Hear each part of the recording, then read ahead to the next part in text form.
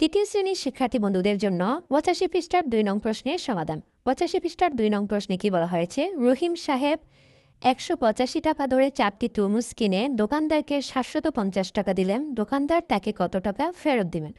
অর্থাৎ ১৮৫ টাকা দরে, মানে একটা তরমুজের দাম হচ্ছে ১৮৫ টাকা, ৪টা তরমুজ কিনেছে। প্রথমে আমরা ৪টি তরমুজের দাম বের করব গুণ করে, তারপর পরের স্টেপে বিয়োগ করে রেজাল্টটা বের করব।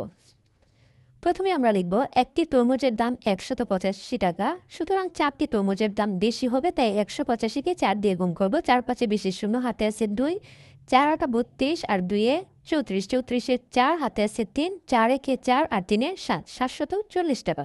অর্থাৎ 4টা তরমুজের দাম হচ্ছে 740 টাকা। আর দোকানদারকে দেওয়া হয়েছিল কত? 750 টাকা। আর তরমুজের দাম হয়েছে কত? তরমুজের দাম 740 টাকা। এখন আমরা এই 750 থেকে 740 বিয়োগ করব, তাহলে দোকানদার কত টাকা ফেরত দেবে? আমরা লিখব দোকানদার ফেরত দেবে 0 0, 4 আছে 5 হবে 1 হলে, অর্থাৎ 10 টাকা। দোকানদার তাকে 10 টাকা